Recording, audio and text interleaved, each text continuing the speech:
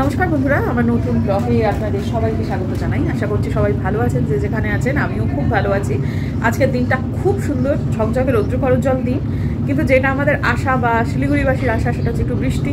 সে বৃষ্টির দেখা সাক্ষাৎ নেই, কিন্তু আকাশ নীল নয়, এইরকম আকাশই হয়ে রয়েছে বেশ কিছুদিন থেকে। না ঝকঝকে আকাশ হচ্ছে, না ছেড়ে আকাশ কাশছে, যার ফলে এইরকমই চলছে। গাছপালাগুলো, যেগুলো বাইরের গাছপালা, সেগুলো ভীষণ ধুলো পড়ে খারাপ অবস্থা। যেদিন যাচ্ছিলাম টেকনো ইন্ডিয়াতে, দুদিক দেখছিলাম, আর খুব কষ্ট হচ্ছিল।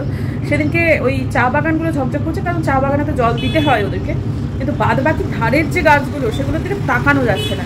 তো ঠিক আছে, আশা করছি কিছুদিনের মধ্যে, 2-3 দিনের মধ্যেই একটা পূর্বাভাস রয়েছে, বৃষ্টি হবে। তো আজকে আমার একটু সাংসারিক কাজকর্ম একটুখানি বেশি, কারণ আজকে সব বিছানা চাদর টাদরগুলো তুলে দিতে হবে, সমস্ত কিছু। মামুনকে বলেছি আজকে, কারণ এবার মাসে আমার সার্ফটা একটু বেশি আনা হয়ে গেছে, কারণ আনতে হয়েছে। হ্যাঁ, ভিমবার ওগুলো যেগুলো আমি নিয়ে এলাম, সেগুলো ওপর নিচে অনেক সময় প্রয়োজন হলে আলপনাদের নিচ থেকে নিয়ে যায়, কিন্তু সার্ফের দরকার পড়েনি। মামুন হাতে কাচলে এত পরিমাণ সার্ফ ইউজ করে, আমি জামা কাপড় রাত্রেবেলা ভিজিয়ে রাখি, কিন্তু যখন ও কাচে তখন এতগুলো সার্ফ আরও নিয়ে আরেকবার করে, মানে ওটা টুকটুক করবার জন্য, মানে একটু বেশি সার্ফ দিলে তাড়াতাড়ি পরিষ্কার হবে, এরকম একটা বোধহয় ওর মনোবাঞ্ছা বা ভাবনা। তো যার ফলে আমার সার্ফের একদম দফা রফা করে দিয়েছে। আমি হিসেব করে চলি, যেটা অপ্রয়োজনীয় বুঝতে পারি, সেটা হলে আমার খুব বিরক্ত লাগে। তো ওকে আমি বলেছি, তুই ওই সার্ফের যেটা আমি ভিজিয়ে দিই, সেটাতে যথেষ্ট পরিমাণ দিয়ে, সুতরাং সেটা যখন তোর হয় না, তখন কয়েকদিন জামা কাপড় আমি মেশিনে কাচ্ছি। আর যে মেশিনে কাচলে আমার এই কটা দিন, আজকে তো মাসের শেষ, তো নিয়ে এসেছি যদিও, কিন্তু আমি 5 তারিখ পর্যন্ত একটু মেশিনে কাচি, আসলে কিছুই না। ওকে আমি বলেছি, যা তুই মেশিনে দিয়ে দে, এই 2 চামচের বেশি সার্ফ তুই দিবি না, মেশিনের থেকে বেশি লাগে না। তো এগুলো করলে যেটা হবে, যে এরপর থেকে ও একটুখানি বুঝবে যে মামি রাগ করেছে। আমি জানি যে এটা করলেও খরচ হয়, এই যে ইলেকট্রিসিটি অনেকটাই পড়ে, কিন্তু মাঝে মাঝে একটুখানি ওই গান্ধীজির মতো করে প্রতিবাদ করতে হয়, মানে গলা না, অন্য কোনো পদ্ধতিতে একটুখানি রাগটা বোঝাতে হয় আর কি। তো যাই হোক, ঠিক আছে, ছোটোখাটো ব্যাপার, এগুলো হতেই থাকে সংসারে। তো এখন আপাতত ও একটু আগে এই জায়গাটাকে মুছে দিয়ে গেছে। এইটা জানলাগুলো বন্ধ করে দিতে বললাম, কারণ খুব হু করে একটা হাওয়া আসছে, হাওয়াটা আবার একটু ঠান্ডাও লাগছে, যার ফলে আবার সোয়েটার গায়ে দিলে গরম লাগছে। তো আমাকে না একটু ভুটিয়া মার্কেট যেতে হবে। ভুটিয়া মার্কেট এই জন্য যাবো, যে এই সময় ভুটিয়া মার্কেট তো গোটানোর টাইম। ভুটিয়া মার্কেটে এখন গেলে না, খুব ওরা মাল গুটিয়ে সব চলে যাবে, কয়েকটা দোকান হয়তো উঠেও গেছে। এই সময়টায় সস্তায় জিনিসপত্র কিছু পাওয়া যায়, যেটা পরের শীতের জন্য ব্যবহার করার জন্য, মানে আমরা রেখে দিতে পারি। এটা আমি আমার শাশুড়ি সব সময়ই করে, বছরের পর বছর আমরা এটা কিন্তু করে এসেছি। তো যাই হোক, জামা কাপড় কাচা তো হয়ে গেল, প্রায় 1 ঘন্টার ওপর কাচা হলো, সুতরাং ও তো বোধহয় নিচে চলেও গেছে, নিচে কেন বাড়িতেও চলে গেছে এতক্ষণে। তো ঠিক আছে, ও এক্সট্রা অনেকগুলোই কাজ করেছে আজকে। তো চলুন, কালকে আবার একটু ফ্ল্যাটটা ক্লিন করতে হবে, কালকে ওকে নিয়ে আমার কাজও আছে, কারণ মেয়েগুলো ছেড়ে দিচ্ছে ফ্ল্যাট, তো সুতরাং সেসবগুলো আছে। তখন আপাতত, হ্যাঁ মাসি কিছু বলবা? বলবা না? আচ্ছা, কাজ করো। ওরে বাপরে, এই যে মাসি বলছে না, কড়াই ছোঁক বলছে। ঠিক আছে, ভূতের মতো না ঘুরিয়ে এবার কাজগুলো শুরু করি। মেশিনটা যখন কাঁচা হয়ে গেল, আগে জামা কাপড়গুলো ছাদে দিয়ে দিই, তারপর অন্য কিছু। বেশ কয়েকদিন হলো দেখছি বাড়ির সামনে বেশ বিয়ের গাড়িগুলো সাজানো হচ্ছে, দেখতে আবার খুব ভালো লাগে এগুলো। এই নিয়ে আজকে 2 নম্বর গাড়ি, যেটা বাড়ির সামনে সাজানো হচ্ছিল, অনেক সকালে একটা সাজানো হয়েছে। তো যাই হোক, আজকে আমাদের মামুন একটু আগে এসে কাপড়গুলো নিয়ে ছাদে চলে গেছে, ও নিচে কাজ করছিল, আমি ওপর থেকে বুঝতে পারিনি।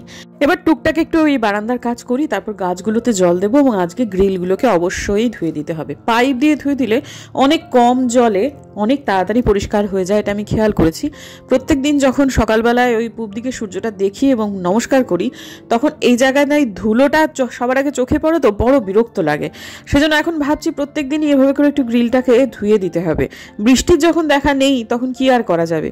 সকালবেলায় উঠে যেমন আমার এই এঁঠো রান্নাঘর দেখতে বিরক্ত লাগে, এখন আবিষ্কার করছি এই ধুলোওয়ালা গ্রিল দেখতে ঠিক ততটাই বিরক্ত লাগে। মানে ধুলো ভর্তি গ্রিলের মাঝখানে একটা ঝকঝকে কমলা রঙের সূর্য উপর দিকে উঠছে, এটা ভীষণ বিরক্তিকর। তো যাই হোক, এখন আপাতত গাছে জল টলগুলো হয়ে গেল, গ্রিল টিলও ধোয়া হয়ে গেল। এরপরে যেহেতু ও আজকে ঝেড়ে দিয়ে গেছে, সেহেতু আজকে আমি এই বিছানা চাদর টাদরগুলো সমস্ত কিছু তুলে দেবো।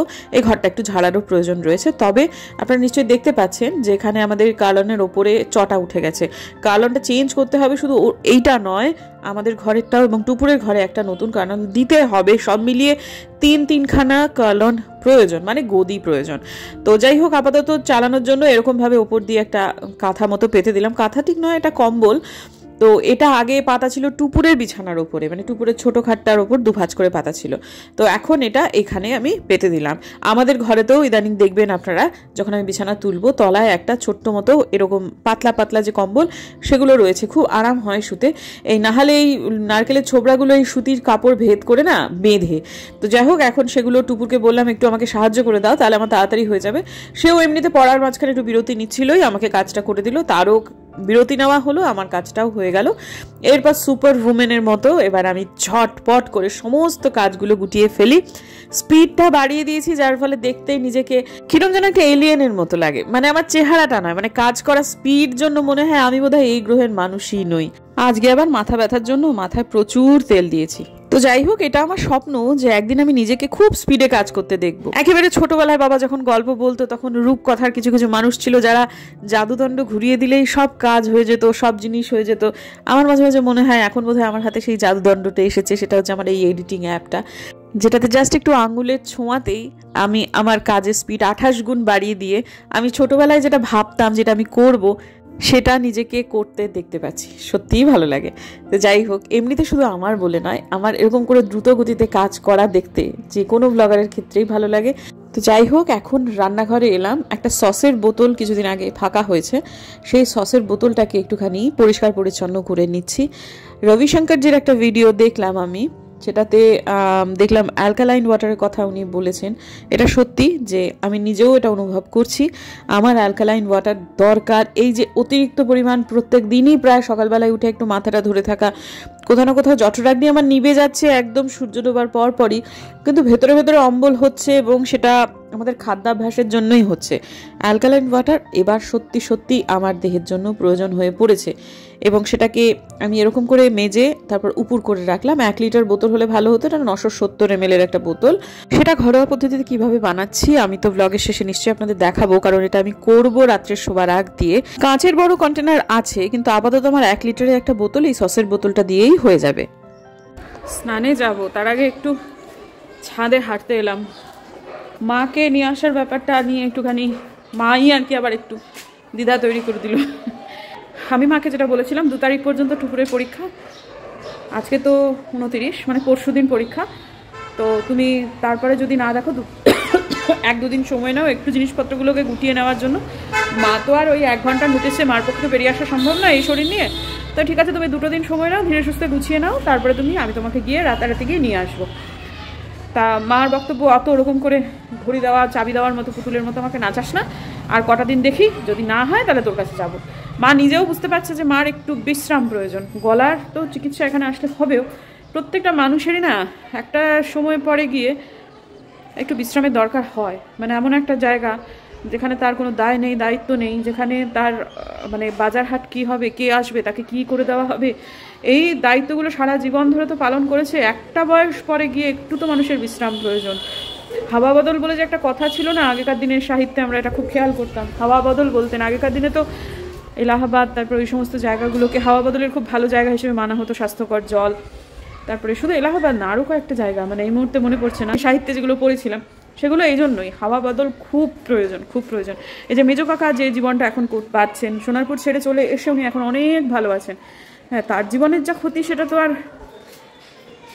সে ক্ষতি তো আর ভরাট করা কারোর পক্ষেই সম্ভব নয়। কিন্তু তবু এই যে দায় নেই, দায়িত্ব নেই, আজকে কি রান্না হবে, কি হবে, বাজার কোথা থেকে হবে, এই যে সব কিছু থেকে মুক্তি, সেটাও কিন্তু মানুষের প্রয়োজন। আর আমার মায়ের খুব বেশি করে বিশ্রাম দরকার। যতই আমরা স্বনির্ভর হয়ে পড়ি, একটা সময় পরে গিয়ে না কেয়ার অফ সামওয়ান এটা হওয়ার খুব ইচ্ছা থাকে, বা হয়, প্রয়োজনও পড়ে। দেখি কবে আসতে পারে। আবার বেড়াতে যাওয়ার ব্যাপারে খুব একটা ইচ্ছা নেই দেখছি, বলছে আমাকে একটু ঘুমোতে দিলেই আমি খুশি। বেড়ানো মানে আমার জন্য আরও বেশি পরিশ্রম, সেটাও কথা, সেটাও সত্যি মানছি। আর আমি ব্যক্তিগতভাবে, আপনারা কতজন আমার সাথে সহমতি পোষণ করবেন আমি জানি না, কিন্তু একটা জিনিস আমি ব্যক্তিগতভাবে মনে করি, সম্পূর্ণভাবে রন্ধ্রে রন্ধ্রে উপলব্ধি করি, যে মানুষের এই সময়টা তো ওষুধ নির্ভর জীবন, ওষুধগুলোর একটা ভারসাম্য থাকে। দিনহাটার ডাক্তার, তারা হাসপাতালের ডাক্তার, জয়েন্ট এন্ট্রান্স দেওয়া ডাক্তার, তারা প্রত্যেকে যে শিলিগুড়ির ডাক্তারদের থেকে বিশাল খারাপ ডাক্তার তা নয়, কিন্তু ভালো ডাক্তার। আমার বাবার যে গণ্ডগোলটি হয়েছিল, তিনি তো ডাক্তারই ছিলেন না, তিনি তো ভুয়ো ডাক্তার ছিলেন, তিনি সেই কাণ্ডটি করেছিলেন। তারা যে মাকে ওষুধের ভারসাম্যে রাখছেন, সেটা না মায়ের শরীর গ্রহণ করে নিয়েছে। মার বডিটা না গিনিপিগ নয়, 75 বছর বয়স হয়েছে। এই সময়ে আমি শিলিগুড়িতে এনে ভালো প্রচুর ডাক্তার দেখিয়ে পুরো ওষুধের সেট আপ সব চেঞ্জ করে দিলে মার শরীর সেই ওষুধে কীভাবে রিয়্যাক্ট করবে সেটাও যেমন একটা ব্যাপার, তেমনই প্রয়োজন হলে সেটা করতে হবে। কিন্তু মা যখন এখন সেটা চাইছেন না এবং মা যখন চলে ফিরে বেড়াচ্ছেন, মার যেটা সমস্যা হচ্ছে সেটা হচ্ছে খাদ্যাভ্যাসের অসুবিধে, ক্লান্তি, এত দায়িত্ব মাঝে মাঝে আর নিতে পারেন না। সেইগুলো থেকে যদি মাকে কিছুদিনের জন্য একটুখানি রিলিফ দেওয়া যায় এই বাড়িতে নিয়ে এসে, তাহলেই মা ভালো থাকবেন। দিনহাটার ডাক্তারের ওষুধ দিয়ে মা দিব্যি আছেন। মার আনুষাঙ্গিক কিছু পরিবর্তন প্রয়োজন জীবনযাপনের ক্ষেত্রে, যেটা শিলিগুড়িতে নিয়ে এসে মাকে করতে হবে। দেখা যাক মা কতদূর তাতে রাজি হন। আর তেমন যদি হয় না হয় বেড়াতে যাওয়াটা কদিন পরে হবে, এই আর কি। মা যদি নেহাতি যেতে না চান তো ঠিক আছে, তারপরে তো দেখা যাক। এখনই তো আমাদের টিকিট কোনো কিছু কাটা হয়নি, শরীরের উপরে তো কোনো কিছু নয়, এই আর কি। সমস্ত প্রসঙ্গ আসলে আমার দিদির কথাটাকে সবাই খুব, মানে অনেকেই আর কি, সবাই নয় অনেকেই টানেন। অনেকবার এর আগে ব্লগেতেই বলেছি, তা সত্ত্বেও তারা শোনেননি বা যাই হোক কিছু বা নতুন জুড়েছেন কিছু একটা ব্যাপার। শুনুন, আমার দিদি দিল্লিতে থাকে। আমার দিদির পক্ষে মায়ের কাছে পৌঁছানোর থেকে আমি শিলিগুড়িতে থাকি, আমার পক্ষে মায়ের কাছে পৌঁছানোটা অনেক বেশি সহজ। তাই মনে রাখবেন, আমার বাবা কিন্তু পরলোকগত হয়েছেন দিল্লিতে। আমার দিদি তার দায়িত্ব করে না বা এখনও করছে না, এইরকম কিন্তু কেউ বুক ঠুকে আমরা কিচ্ছু বলতে পারি না। মায়ের মানসিক সাপোর্ট যেটা, সেটা যতটা আমি ততটাই দিদি। এখন ব্যাপারটা হচ্ছে, বাবা যেহেতু চলে গেছেন দিল্লিতে, মার ওই দিল্লির প্রতি একটু মনের এখনও সেটা রয়েছে, সেটা কাটিয়ে ওঠানোটা খুব বেশি জরুরি। সেটা কেটে উঠবেও হয়তো বা, কিন্তু যেটা সমস্যা সেটা হচ্ছে মা না বাংলা ভাষা ছাড়া অন্য কোনো ভাষা খুব একটা স্বচ্ছন্দ নয়। চরম আবহাওয়া দিল্লিতে, ঠান্ডা পড়লে প্রচণ্ড ঠান্ডা, গরম পড়লে প্রচণ্ড গরম। এখান থেকে মায়ের যা অবস্থা, মাকে তো দেখছেন সবটুকু করে নিয়ে আসতে হয়, আবার গিয়ে সমস্ত কিছু গুছিয়ে দিয়ে আসতে হয়। সেটা আমার দিদির পক্ষে সম্ভব না। কুচবিহারে এয়ারপোর্টটা চালু হয়ে গেলে হয়তো বা সম্ভব। আর শিলিগুড়ি দিনহাটার দূরত্বতে মাকে আমি 15 দিন 20 দিন রাখতে পারি না, তাতেই মা বাড়ি যাবো শুরু করে। দিল্লি গিয়ে তো অত তাড়াতাড়ি আসাটা মার পক্ষে মুশকিল, সেই জন্য মা যেতে চান না। দিদি বারে দিদি জামাইবাবু সবসময়ই বলে যে এসো এসো এসো, ও মা কিছুতেই যাবে না। আর একটা অসুবিধা সেটা হচ্ছে ওদের ফ্ল্যাটের ক্ষেত্রে, যে ওদের ফ্ল্যাটটা হচ্ছে 4 তলায় কি 5 তলায় এরকম একটা ব্যাপার। হ্যাঁ, 5 তলাতে, টপ ফ্লোরে, এবং ওদের ফ্ল্যাটেতে কোনো লিফট নেই। সেটা ওরা কিনতে একরকম প্রকার বাধ্য হয়েছিল, কারণ সেই সময়টাতে না আমার বাবা, প্রত্যেকটা মানুষের ক্ষেত্রে এটা সত্যি, প্রত্যেকটা মানুষ বুঝতে পারে নিজের শরীরের গতিক, যে তার সময় ফুরিয়ে আসছে। আমার দিদিরা তখন খুব ভালো একটা জায়গায় রেন্টে থাকতেন। তখন দিনহাটায় আমার জামাইবাবুর বাড়ি ছিল, পরবর্তীকালে বাড়িটা পড়ে নষ্ট হচ্ছিল জন্য আর বিক্রি করে দেয়। তা তখন বাবা বলেছিল, দিল্লিতে তোমাদের একটা পার্মানেন্ট অ্যাড্রেস দরকার, তোমরা যেন তেন প্রকারের একটা বাড়ি কেনো, মানে ফ্ল্যাট কেনো। বাবা এত চাপ দিচ্ছিল যে এরকম অবস্থা হয়েছিল যে দিদি ওই চরম গরম, ওই মে জুন ওই রকম সময় ওরা সব, মানে জামাইবাবু অফিস বাদ দিয়ে, দিদি নিজের সংসারের সব কিছু বাদ দিয়ে ফ্ল্যাট দেখে বেড়াতো। ওদেরও কিছুটা পছন্দের জায়গা ছিল যে ওরা এরকম জায়গায় থাকতে চায়। সব কিছু একদিন দিদি মানে মাথা ঘুরে পড়েই গেল ফ্ল্যাট দেখতে গিয়ে।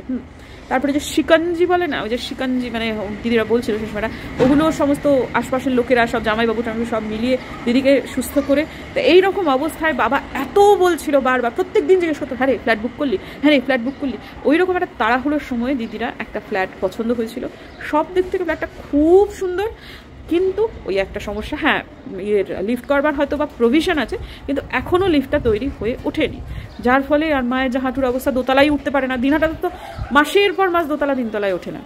হ্যালো, কাজে অযথা দিদিকে নিয়ে টানবেন না। হ্যাঁ, আমার পক্ষে মাকে দেখাশুনো করাটা অনেক সহজ। আর এইটা না ছোটোবেলা থেকে আমি দিদি দুজনেই খুব দৃঢ়ভাবে মনে করি যে বাবা মাটা কখনো ভাগের বাবা মা হতে নেই। আমি করছি, ও কেন করছে না, এটা যে বাবা মা শোনে বা যে বাবা মার ছেলেমেয়েরা এরকমভাবে তৈরি হয়, তারা সব থেকে বড় অভাগা। বাবা মা তো আমাদের গোটাই বড় করেছেন, তাহলে ভাগের বাবা মা তারা হবেন কেন? আমার হাজব্যান্ড এটা বলবেন কেন যে আমি কেন আমার বাবার জন্য একা করব, আমার বোনও তো আছে? এবার টুকটুকি দিয়ে বা এটা বলবে কেন আমি কেন আমার বাবার জন্য একা করবো, আমার দাদা তো আছে? প্রত্যেকের বাবা মাটার নিজের, ভাগের বাবা মা কেউ নয়। আমার বাবা মা গোটাই আমার বাবা মা, তার দায়িত্ব আমার।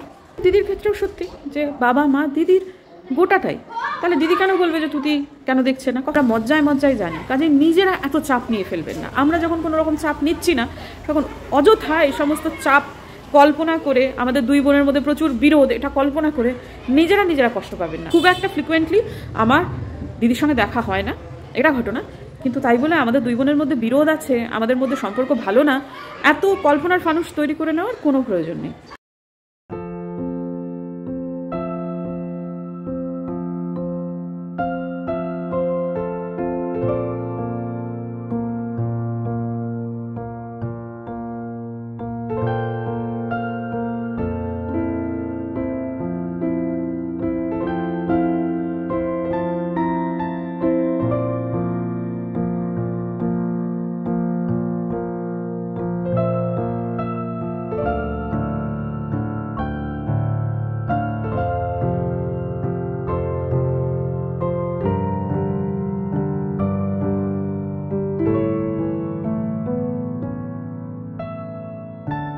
আমার পক্ষে যে কোনো কাজ করাটাই খুব ডিফিকাল্ট হয়ে যায় এই সমস্ত প্রসঙ্গগুলো আসার পরে।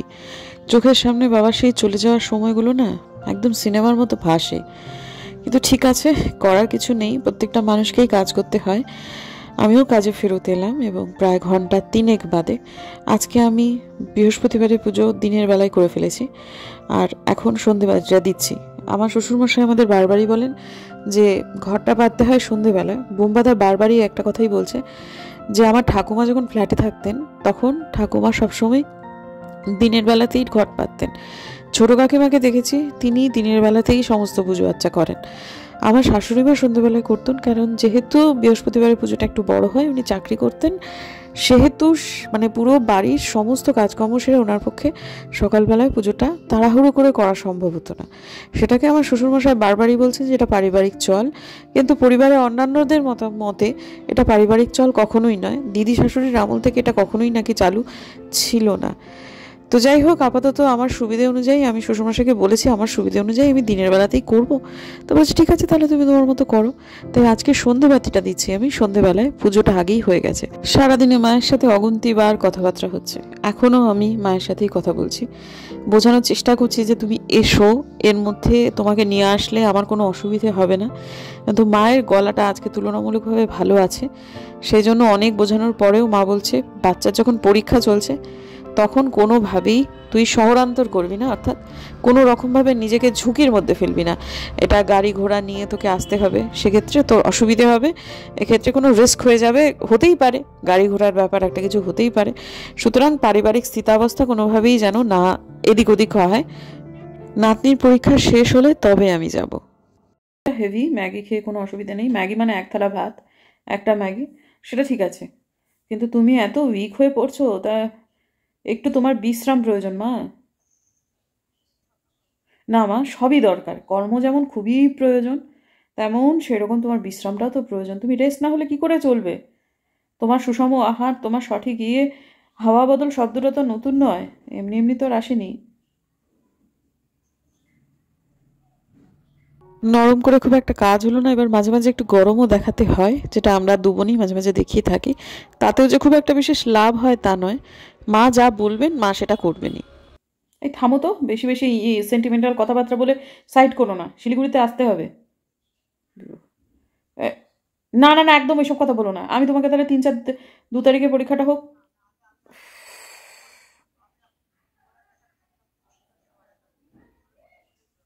শোনো মা, তোমার একটু বিশ্রাম প্রয়োজন।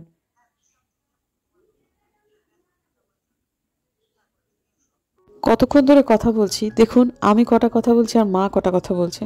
মার নাকি গলায় যন্ত্রণা, এদিকে যদি বারবার করে ফোন না করি তখন অন্য রকমের অভিমান তৈরি হয়, আর ফোন করলেই এত কথা বলে, গলাটা কি করে সারবে বলুন তো? এই মানুষটাকে কাছে যদি না নিয়ে আসি তাহলে কি করে চলবে? কিন্তু কিছুতেই শুনবে না। এই যে মায়ের চিন্তায় চিন্তায় যে আমার শরীর খারাপ হচ্ছে সেটা আর কে বুঝবে? জানি না কি করে যে কি হবে কে জানে, আমি তো চেষ্টা করছি। তো যাই হোক, আপাতত চেষ্টা শেষে এবার ইয়েতে এলাম, রান্নাঘরে সমস্ত কাজকর্ম গুটিয়ে নিয়েছি। এবার অ্যালকালাইন ওয়াটারটা কীভাবে বানাচ্ছি দেখুন। সেটা হচ্ছে প্রথমে শশাটাকে খোসা সমেত আমি এই জলের মধ্যে দিয়ে দেবো।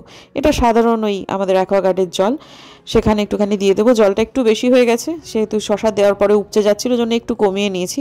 তো শশাটা আধখানাই দেবো, ভালো করে খোসা সমেত খুব ভালো করে ধুয়ে নিয়েছি সেই জন্যই। তো যাই হোক, এখন আপাতত শশা দেওয়ার পরে দিয়ে দিচ্ছি হচ্ছে বেশ কিছু পাতা, তার মধ্যে আছে হচ্ছে কারি পাতা, পুদিনা পাতা আর তুলসী পাতা, সেগুলো একটু ছিঁড়ে ছিঁড়ে দিয়ে দিলাম। তারপরে লেবুটা আধখানা কেটে সেই স্লাইসটাও মোটামুটি দিয়ে দিলাম। তারপর একটু আদা, সেটা ভালো করে ধুয়ে তারপর সেটা দিয়ে দিলাম। ব্যাস, এই জলটা সারা রাত্রি থাকবে, সকালবেলায় উঠে এমটি স্টমাকে এই জলটা খেতে হবে। এইটাই অ্যালকালাইন ওয়াটার, যেটা এমনি সাধারণ সময়ে 300 টাকা করে লাগে, এটা এক্ষেত্রে আমি বিনা পয়সাতেই প্রায় করে নিলাম বাড়িতে। বিনা পয়সা না, ওই মানে প্রাকৃতিক উপাদানগুলোর খুব অল্পই দাম হয়ে থাকে। যাদের বাড়িতে কারি পাতা বা পুদিনা পাতা নেই তারা এমনি ওই শসা, লেবু আর আদা দিয়ে করবেন, তাহলেও হবে। কোনো পার্শ্ব প্রতিক্রিয়া নেই, আর পাচন শক্তি দারুণ ইমপ্রুভ করে, সেই জন্যই মূলত এটা করা। যাই হোক, নিজের স্বাস্থ্য পুনরুদ্ধারে, সুস্বাস্থ্য পুনরুদ্ধারে এই একটা জিনিস এখন থেকে নিয়মিতভাবেই অ্যাড হলো। আর আমি এখন গরম জল খাওয়া, তারপরে এই ফ্যাট কাটা ড্রিঙ্ক খাওয়া, ওগুলোও রয়েছে বাকি, সেগুলো করবো। তো মার সাথে যেটা কথা হলো সেটা হচ্ছে মা টুকরো পরীক্ষার আগে আসবে না, টুকরো পরীক্ষা শেষ হওয়ার পর আমরা যেখানে বেড়াতে যাব সেটা মনস্থির করেছি, সেখানে ঘুরে টুরে আসি, তারপর দিনহাটায় যাব। মার বক্তব্য, তুই 3-4 দিন আমার বাড়িতে থাকবি, দিনহাটায় থাকবি, তারপর আমাকে নিয়ে আসবি। তো এখন মার গলা তুলনামূলকভাবে আগের থেকে অনেকটাই ভালো। যখন আমি সেরে উঠেছি তখন তোর মেয়ের পরীক্ষার মাঝখানে আর লম্বজম্ব করিস না। তেমন যদি হতো আমি তাহলে তোকে বলতাম যে আমাকে নিয়ে যা। তা আমি বললাম তো আমার তো সবই আছে, আমার তো কোনো অসুবিধে নেই। মা বলছে আমি সব জানি যে তোর বাড়িতে কোনো অসুবিধে নেই, সবই মানছি, কিন্তু তাও তোকে বলছি বাচ্চার পরীক্ষা আছে, এখন এদিক ওদিক করিস না। জবরদস্তি তো করা যাবে না, বাচ্চা তো কেউ নয়। ঠিক আছে, আপাতত এই খবর। এখন ব্যাপারটা হচ্ছে আমি কালকে থেকে ভাবছি সকালবেলা একটু করে হাঁটতে বেরোবো, মর্নিং ওয়াক যেটাকে বলে। তো সেটার জন্য একটু তাড়াতাড়ি শোয়াটাও জরুরি। আজকের দিনে আমার যথেষ্ট দেরি হয়ে গেল অনেকগুলো কারণের জন্য। তো যাই হোক, ঠিক আছে, তো ব্লগটাকে এন্ড করাটা জরুরি। আজকের দিনের জন্য বিদায় নিচ্ছি বন্ধুরা। যদি আমার ভিডিও ভালো লাগে তাহলে প্লিজ সাবস্ক্রাইব করবেন, পাশে নোটিফিকেশন বেলটা অন করবেন, যাতে ভিডিও দিলেই নোটিফিকেশন চলে যায় আপনাদের কাছে। দেখা হচ্ছে আগামীকাল, ততক্ষণের জন্য।